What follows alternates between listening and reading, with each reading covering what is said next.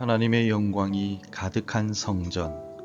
역대하 5장 1절에서 14절 말씀. 솔로몬이 여호와의 전을 위하여 만드는 모든 일을 마친지라. 이에 솔로몬이 그의 아버지 다윗이 드린 은과 금과 모든 기구를 가져다가 하나님의 전 곳간에 두었더라. 이에 솔로몬이 여호와의 언약궤를 다윗성 곧 시온에서부터 메어 올리고자 하여 이스라엘 장로들과 모든 지파의 우두머리 곧 이스라엘 자손의 족장들을 다 예루살렘으로 소집하니, 일곱째 달 절기에 이스라엘 모든 사람이 다 왕에게로 모이고, 이스라엘 장로들이 이름에 레위 사람들이 궤를 매니라. 궤와 회막과 장막 안에 모든 거룩한 기구를 메고 올라가되 레위인 제사장들이 그것들을 메고 올라가매, 솔로몬 왕과 그 앞에 모인 모든 이스라엘 회중이 궤 앞에서 양과 소로 제사를 드렸으니 그 수가 많아 기록할 수도 없고 셀 수도 없었더라. 제사장들이 여호와의 언약궤를 그 처소로 메어 드렸으니 곧 본전 지성소 그룹들의 날개 아래라. 그룹들이 궤 처소 위에서 날개를 펴서 궤와 그 채를 덮었는데, 그 채가 길어서 궤에서 나오므로 그 끝이 본전 앞에서 보이나 밖에서는 보이지 아니하며 그 궤가 오늘까지 그곳에 있으며, 궤 안에는 두 돌판 외에 아무것도 없으니 이것은 이스라엘 자손이 애굽에서 나온 후 여호와께서 그들과 언약을 세우실 때에 모세가 호렙에서 그 안에 넣은 것이더라. 이때에는 제사장들이 그 반열대로 하지 아니하고 스스로 정결하게 하고 성소에 있다가 나오매, 노래하는 레위 사람 아삽과 헤만과 여두둔과 그의 아들들과 형제들이 다 세마포를 입고 제단 동쪽에 서서 재금과 비파와 수금을 잡고 또 나팔 부는 제사장 120명이 함께 서 있다가, 나팔 부는 자와 노래하는 자들이 일제히 소리를 내어 여호와를 찬송하며 감사하는데, 나팔 불고 재금 치고 모든 악기를 울리며 소리를 높여 여호와를 찬송하여 이르되, 선하시도다 그의 자비하심이 영원히 있도다 하매, 그때의 여호와의 전에 구름이 가득한지라. 제사장들이 그 구름으로 말미암아 능히 서서 섬기지 못하였으니 이는 여호와의 영광이 하나님의 전에 가득함이었더라. 사랑하는 성도 여러분, 광야에서 성막을 짓던 모세의 마지막 순간을 기억하십니까? 출애굽기 40장 말씀을 보면 이스라엘 백성들은 하나님께서 명령하신 설계도 그대로 단 하나의 오차도 없이 성막을 완성합니다. 성경은 여호와께서 모세에게 명령하신 대로 되니라 라는 말씀을 무려 7번이나 반복합니다. 철저한 순종으로 모든 준비가 끝났을 때 어떤 일이 일어났습니까? 34절은 이렇게 증언합니다. 구름이 회막에 덮이고 여호와의 영광이 성막에 충만하매. 하나님께서는 자신의 말씀대로 정결하게 준비된 그곳에 영광으로 임재하셨던 것입니다. 이러한 모습은 오늘날 우리의 삶과도 같습니다. 우리는 저마다 인생의 멋진 집을 꿈꾸며 살아갑니다. 좋은 아파트를 분양받고 최신 가구로 집을 꾸미는 것을 상상해 보십시오. 모든 것이 완벽하게 갖추어 있다 하더라도 그곳에 사랑하는 가족이 함께 살지 않는다면 그저 텅 빈 건물에 불과합니다. 가족의 웃음소리와 온기로 채워질 때 비로소 그 건물은 우리 집이라는 따뜻한 이름의 안식처가 되게 돼 있습니다. 그러므로 건물 그 자체가 아니라 그 안에 누가 거하는가 하는 것이 본질입니다. 오늘 본문의 솔로몬 성전도 마찬가지입니다. 7년간의 대역사로 지어진 화려한 건물이었습니다. 그러나 그 건물이 진정한 하나님의 집, 성전이 되는 결정적인 순간은 바로 오늘 본문에서처럼 하나님의 영광이 그곳을 가득 채우실 때였습니다. 오늘 본문은 아버지 다윗의 오랜 꿈이자 아들 솔로몬의 7년의 헌신이 결실을 맺는 감격적인 날의 기록입니다.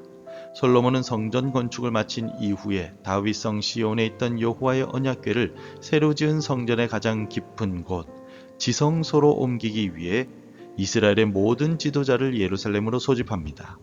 온 백성의 기대와 환호 속에 제사장들이 언약궤를 메고 지성소의 구름 날개 아래에 안치합니다. 이 순간에 성경은 아주 중요한 사실 하나를 강조하고 있습니다. 10절 말씀입니다. 궤 안에는 두 돌판 외에 아무것도 없으니. 본래 언약궤 안에는 만나를 담은 금 항아리와 아론의 싹이 난 지팡이도 함께 있었다라고 전해집니다. 만나는 하나님의 기적적인 공급하심을, 싹난 지팡이는 하나님이 세우신 권위를 상징했습니다. 그러나 이스라엘 역사상 가장 영광스러운 이 순간에 언약궤 안에는 오직 하나님의 말씀이 새겨진 두 돌판, 즉 언약의 말씀만이 남아 있었습니다. 그렇다면 이것이 무엇을 의미합니까? 이제 이스라엘과 하나님의 관계는 과거의 기적이나 인간의 권위가 아닌 오직 변하지 않는 하나님의 말씀과 그 언약 위에 굳건히 서야 함을 선포하는 것입니다. 우리의 신앙도 마찬가지입니다. 과거의 뜨거운 체험이나 직분에 의존하는 것이 아니라 날마다 살아있는 하나님의 말씀 위에 우리의 삶을 세워나갈 때 하나님의 임재를 경험하게 될 줄 믿습니다. 언약궤가 안치되고 모든 준비가 끝났을 때 드디어 하나님의 영광을 불러온 결정적인 장면이 펼쳐집니다. 13절 말씀을 함께 읽겠습니다. 나팔 부는 자와 노래하는 자들이 일제히 소리를 내어 여호와를 찬송하며 감사하는데 나팔 불고 재금 치고 모든 악기를 울리며 소리를 높여 여호와를 찬송하여 이르되 선하시도다. 그의 자비하심이 영원히 있도다 하매 그때 여호와의 전에 구름이 가득한지라. 13절 말씀에 의하면 하나님의 영광은 언제 임했습니까? 바로 찬양하는 모든 이들이 일제히, 즉 하나의 소리를 내었을 때입니다. 이 모습은 마치 오케스트라 연주와 같습니다. 오케스트라에는 바이올린, 첼로, 트럼펫, 팀파니 등 수십 가지의 악기가 있습니다. 만약 연주자들이 지휘자를 무시하고 저마다 자기 실력을 뽐내며 다른 곡을 연주한다면 그곳은 아름다운 연주 회장이 아니라 끔찍한 소음의 현장이 되고 말 것입니다. 그러나 각기 다른 소리를 가진 연주자들이 지휘자의 손끝에 집중하고 하나의 악보를 따라서 조화롭게 연주할 때 그들의 소리는 하나의 장엄한 교향곡이 되어 듣는 모든 사람들에게 깊은 감동을 주게 됩니다. 교회는 하나님을 찬양하는 영적 오케스트라입니다. 우리는 각기 다른 은사와 성품을 가졌습니다. 그러나 우리가 자신의 생각과 주장을 내려놓고 우리의 유일한 지휘자이신 예수 그리스도께 집중하며 한 마음으로 하나님을 찬양하고 감사할 때 바로 그 연합의 소리 위에 하나님의 영광이 임하시는 것입니다. 시편 133편 1절은 보라 형제가 연합하여 동거함이 어찌 그리 선하고 아름다운고 라고 노래합니다. 하나님께서는 바로 그 연합의 자리에 복을 명령하셨습니다. 우리 교회가, 우리 가정이 불평과 다툼의 소음이 아닌 연합된 찬양의 교향곡을 울리는 거룩한 공동체가 되기를 소망합니다. 하나의 소리로 드리는 찬양이 울려 퍼질 때 성전에는 구름이 가득했고 상상할 수 없는 일이 벌어졌습니다. 14절 말씀입니다. 제사장들이 그 구름으로 말미암아 능히 서서 섬기지 못하였으니 이는 여호와의 영광이 하나님의 전에 가득함이었더라. 거룩한 직무를 수행해야 할 제사장들조차 서 있을 수 없을 만큼 압도적인 하나님의 임재가 그곳을 뒤덮은 것입니다. 여기서 영광으로 번역된 히브리어 카보드는 그 뿌리가 무겁다, 중요하다라는 뜻을 가지고 있습니다. 하나님의 영광은 안개처럼 가볍고 희미한 것이 아닙니다. 인간이 감당할 수 없는 거룩한 무게감과 실체를 지닌 하나님의 실제적인 임재를 의미합니다. 거룩하신 하나님의 임재가 너무나도 실제적이고 강력했기 때문에 제사장들은 그 영광의 무게 앞에 압도되어 쓰러질 수밖에 없었던 것입니다. 그러나 이 영광스러운 임재에는 반드시 기억해야 할 또 다른 측면이 있습니다. 바로 거룩함입니다. 레위기 10장의 말씀을 보면 아론의 두 아들 나답과 아비후가 제사장으로 위임받은 이후에 하나님께서 명령하시지 않은 다른 불을 가지고 분향하려다가 하나님의 불에 삼켜져 죽는 끔찍한 사건이 기록되어 있습니다. 그때 하나님은 모세를 통하여 말씀하십니다. 나는 나를 가까이 하는 자 중에서 내 거룩함을 나타내겠고. 솔로몬 성전의 제사장들이 경험한 영광의 구름과 나답과 아비후를 삼킨 심판의 불은 모두 동일한 하나님의 거룩한 임재의 다른 모습입니다. 순종과 연합으로 나아가는 자에게는 축복의 영광이 되지만 자기 마음대로 가볍게 나아가는 자에게는 심판의 불이 되는 것입니다. 그러므로 우리는 하나님의 임재를 사모하되 늘 두렵고 떨리는 마음으로 하나님의 거룩하심 앞에 서야만 합니다. 사실 건물로 보이는 구약의 성막과 솔로몬의 성전은 궁극적인 성전이 아닙니다. 그렇다면 그 실체가 무엇입니까? 바로 우리 주 예수 그리스도이십니다. 예수님이야말로 하나님과 인간이 만나는 유일하고 참된 성전이십니다. 요한복음 1장 14절은 이 놀라운 진리를 이렇게 선포하고 있습니다. 말씀이 육신이 되어 우리 가운데 거하심에 우리가 그의 영광을 보니 아버지의 독생자의 영광이요 은혜와 진리가 충만하더라. 여기서 거하심에 헬라어로 스케노라는 헬라어 단어는 장막을 치다, 성막을 세우다 라는 뜻입니다. 다시 말해서 요한은 구약시대 성막과 성전에 가득했던 바로 그 하나님의 영광 카보드가 이제 예수 그리스도라는 인격 안에 온전히 거하게 되었음을 증언하고 있는 것입니다. 더 이상 돌로 지은 건물이 아니라 우리와 똑같은 육신을 입고 오신 예수님 안에서 우리는 하나님의 영광을 보고 만질 수 있게 되었다는 것입니다.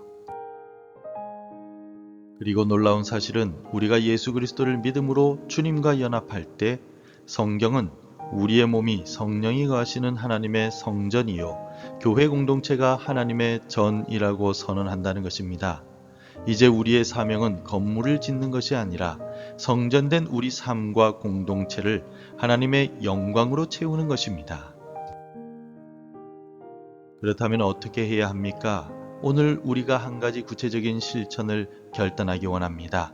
오늘 하루 나의 언어와 행동에서 불평과 비난 대신에 감사와 찬양을 하나의 소리로 내는 연습을 하십시오. 내 삶이라는 작은 성전에서부터 연합된 찬양이 시작될 때 하나님의 영광이 우리의 삶과 가정 그리고 교회에 가득하게 될 줄 믿습니다.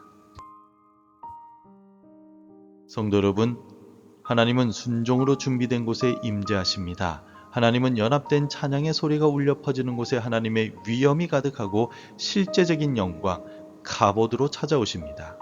그리고 그 모든 영광의 실체는 예수 그리스도이시며 이제 우리는 주님을 모신 살아있는 성전이 되었습니다. 사랑하는 성도 여러분, 더 이상 형식적인 종교 생활에 머무르지 마십시오. 우리의 삶과 교회 안에 하나님의 영광스러운 임재가 가득하기를 간절히 사모하며 기도하는 저와 여러분 되시기를 주님의 이름으로 축원합니다. 기도하겠습니다. 거룩하신 하나님 아버지, 우리와 함께 거하시기를 원하셔서 죄 많은 이 땅에 찾아오시는 주님의 사랑에 감사드립니다. 한 마음으로 찬양할 때 영광으로 임재하셨던 주님, 우리의 분열되고 이기적인 마음을 용서하여 주옵소서. 이제 성전된 우리의 삶이 불평의 소음이 아닌 감사의 찬양으로 가득하게 하시고 우리 교회가 하나의 소리로 주님을 높이는 거룩한 공동체가 되게 하여 주옵소서. 그리하여 우리 삶과 교회 위에 하늘의 영광이 충만하게 임하는 것을 우리 눈으로 확인할 수 있도록 은혜를 베풀어 주옵소서. 예수 그리스도의 이름으로 기도드립니다. 아멘. 계속해서 함께 기도해 주시기 바랍니다. 우리 가족이 한 마음으로 주님을 찬양하게 하소서. 거룩한 성전으로서 오늘을 살아가게 하소서. 주님의 영광을 위한 삶을 살아가게 하소서. 하나님의 말씀으로 하루를 시작하는 은혜를 주옵소서. 오늘도 말씀대로 살아가며 열매 맺는 하루가 되시기를 축복합니다.